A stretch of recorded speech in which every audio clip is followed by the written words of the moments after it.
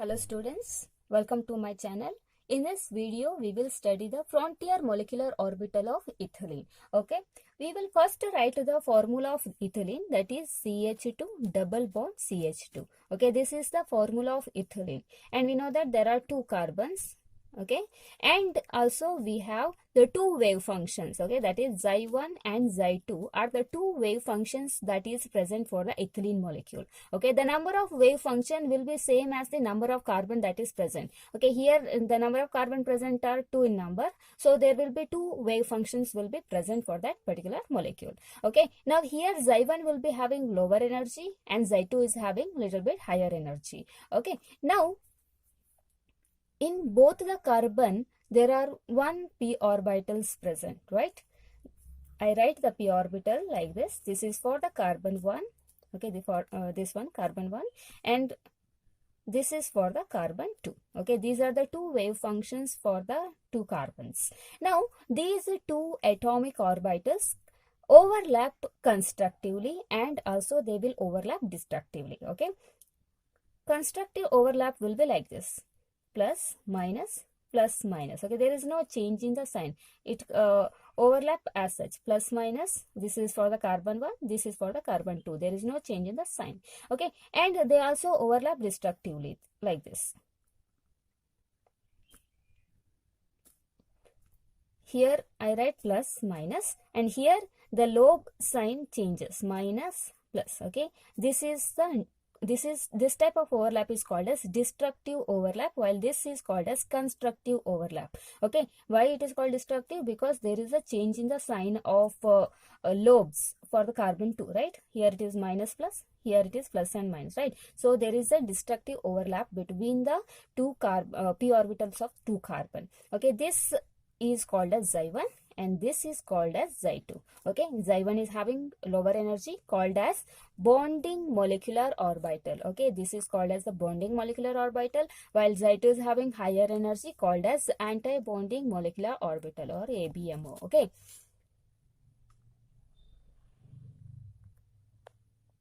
now let us find the number of nodes present in a xy1 and xy2. Here you can see there is no change in the sign between the lobes, right? Plus minus plus minus. There is no change in the sign between the lobes. So in xy1 there is 0 node present. Okay. Okay, now first of all, what is node? Node means it is the point or it is a plane where the wave function is 0. Okay, for example, if I write the wave like this, something like this, if I write the wave like this, the point where it touches this axis, no, this is a point and this is a point where it touches this axis, correct? So this point is called as node. Okay, if you see in the xy1 there is no such node present. Why? Because these two lobes will be present here only. Okay, plus minus. Okay, there is no presence of node here because both are having the same sign.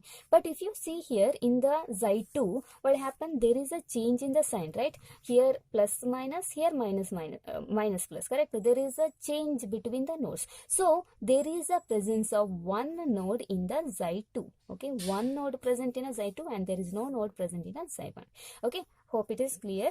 And remember, the number of node will be always equal to n minus 1. Okay, this is the number of nodes. Okay, what is n here? N is this one, okay. In case of xy1, n is 1. Okay, what is the number of node? 1 minus 1, 0. In case of xy2, n is 2. 2 minus 1 is what? 1. So in the case of xy2, we have one node. Okay, this is the formula to calculate the number of node in the wave functions. Okay, well, now we will understand the symmetries that are in the pi molecular orbital. Okay, symmetries.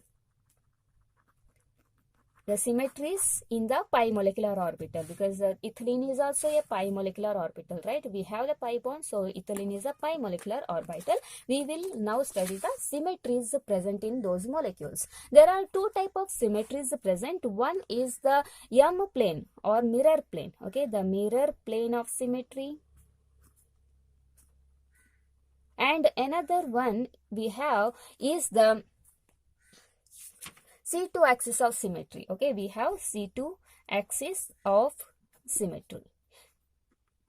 or it is also called as center of symmetry. Okay, C2 axis of symmetry or center of symmetry. Mirror plane can also be written as M plane. Okay, M plane symmetry, or in some textbook it is given as a sigma plane also. Sigma plane of symmetry is nothing but a mirror plane. Okay, C2 axis of symmetry means center of symmetry. These are the two type of symmetry present in a pi molecular orbital. Now we will understand what is M plane symmetry and what is C2 axis of symmetry. M plane. Okay, M plane or sigma plane. Okay, I just to take M. Okay, M plane symmetry. This is the first type of symmetry. Now I will write the Xi1. In this case of Xi1, we had plus minus. This is minus. Okay, plus minus. This is for Xi1, right? We written here already. For the Xi1, we had the same sign. Here there is a change in the sign between the loops, right? This is Xi2, this is Xi1. What I did, I just written as Xi1 now. Now, imagine you are placing a mirror between these two. Okay, these two lobes. So what you need to do, you have to place a mirror. Now, just check if you get the same sign on the other side. Here you have plus, here also you have got plus. Here you have minus, here also minus, right? There is, or I can say that this lobe is exactly the mirror image of this, or this is exactly the mirror image of this, correct? So this type of wave functions or molecular orbital has got M plane of symmetry. Okay, this has got a M plane or sigma plane of symmetry because the two lobes are same, mirror images of one another, right? So if you write the Xi2, in Xi2 what we had? We had this is plus minus and this is minus and plus, right? Now imagine you are placing the mirror between these two lobes. Okay, so now check whether you get the mirror images. No, here it is plus, here it is minus. This is minus, this is plus, right? They are not the mirror images of one another. So it has got no M plane symmetry. Okay, M plane symmetry means if both the images or both the lobes are having mirror images of one another, it has got M plane symmetry. If it is not, then it has got no M plane symmetry. Okay, now second one, C2 axis. C2 axis of symmetry or the center of symmetry. Okay, now I take Xi1 again. This is plus minus, this is plus minus, right? Now what you do, you just put a point here between these two lobes. Exactly at the center you have to put the point, and then what you do, just draw the line like this and extend the line on the other side also like this. Okay, and here also just draw the line to reach the one lobe and extend the line to reach the other lobe.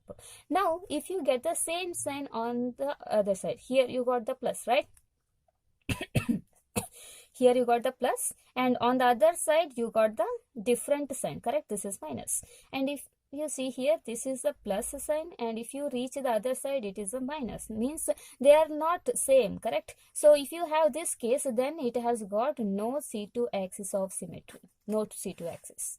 If you consider the Xi2, what we had this kind of lobes, plus, minus, and minus, plus. What you need to do? Put the point exactly at the center, then draw the line like this. Now you see, you got the plus sign here. And if you go on the other side, you also got the same sign, right? Plus, and here also plus. And if you see here, this is minus. And if you reach the other side, this is also minus, right? If you get the same sign on both the side of this point, then it has got C2 axis of symmetry. Otherwise, no. Okay, if you get the different signs, then it has got no C2 axis of symmetry. If the signs are same, then it has got a C2 axis of symmetry. Now, we'll make a table. This is Xi1, this is Xi2. Okay, for ethylene molecule I am writing, for ethylene. This is a M plane symmetry and this is a C2 axis of symmetry or the center of symmetry. Okay, now in case of Xi1,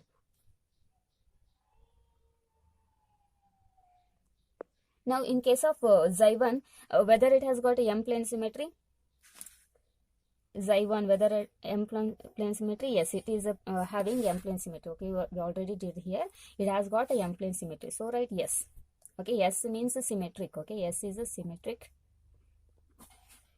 Now, whether Xy2 is having M plane symmetry? No, it has got no, right? So, write A.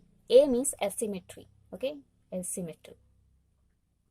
S means symmetry, A means asymmetry. Now, C2 axis. Whether Xy1 is having C2 axis of symmetry, Xy1 is having no, right? No means write A. And whether Xy2 is having C2 axis, Xy2 is having, right? So, yes. Okay, so S is a symmetric. Okay, this is for the ethylene molecule. Now we will write the FMO. Okay, FMO of ethylene molecule.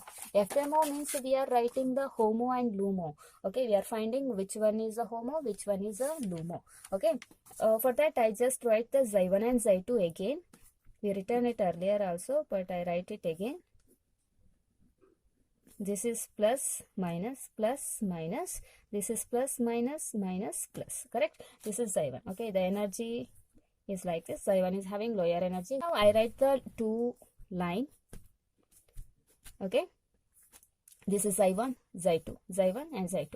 Okay, this is for the thermal condition. And this is for the photochemical condition, okay, or HNU condition or light condition. Okay, so in case of ethylene, CH2 double bond CH2, how many pi bonds are there, or pi electrons are there? How many pi electrons? We have 2 pi electrons, right? So 2 pi electrons will be present in the Xy1 in the thermal condition. Okay, and whenever you irradiate the light to this, okay, you are irradiating the light or HNU. Okay, so what happened? One of the electron go to the excited state. Okay, one of the electron go to excited state in case of photochemical. In case of thermal, both the electrons will be present in a Xy1, while in the case of photochemical, one electron is in the Xy1 and another electron will be present in a Xy2. Now, in thermal condition, what is HOMO? What is HOMO and what is LUMO? Okay, this is what the FMO approach. Okay, we are finding the what is the HOMO and what is the LUMO in case of ethylene. In case of HOMO, in case of thermal, HOMO will be the Xy1, right? And LUMO is the Xy2. Now, what is HOMO? HOMO is the highest occupied molecular orbital. So, here my highest occupied is this only. There is no electron here, correct? So, highest occupied molecular orbital is what? Xy1. The LUMO means lowest unoccupied molecular orbital. So, this is the orbital that is not having the electron, right? So, that will be our LUMO. Okay, LUMO is always, slightly or above the HOMO. Okay, this if it is a HOMO, the level next to that HOMO will be the LUMO. Okay. Now, in case of photochemical or in the HNU condition, what is HOMO? HOMO and LUMO. So, what is HOMO here? The HOMO means what? Highest occupied molecular orbital. Highest occupied molecular orbital is what? This. Correct? Xy2 is the HOMO. There is no other level, right? LUMO means what? Is lowest unoccupied molecular orbital. I said the LUMO is always the level that is above HOMO. But here in case of ethylene, there is no another level present, right? So, LUMO is also a Xy2 in case of ethylene in photochemical condition, remember. Okay, HOMO and LUMO is the same, that is Xy2. Okay, since there is no level that is above Xy2 or HOMO, the LUMO will be Xy2 only in case of ethylene. Okay, so this is called as SUMO also. Okay, SUMO. Why it is called as SUMO? Because Xy2 is called as SUMO. Okay, why? Because this Xy2 is acting like a HOMO as well as it is like LUMO also, right? So that is why the Xy2 is called as SUMO in case of ethylene. Okay, this is a FMO approach of ethylene. If you have any doubt in this, let me know. Okay, in the later classes we will be studying about the frontier molecular orbital of 1,3-butadiene, and we also have FMO of allyl system, FMO of 1,3,5 hexatriene. Okay, we will study all this one by one. Okay, thank you for watching. If you have any doubt, please let me know. Okay, thank you.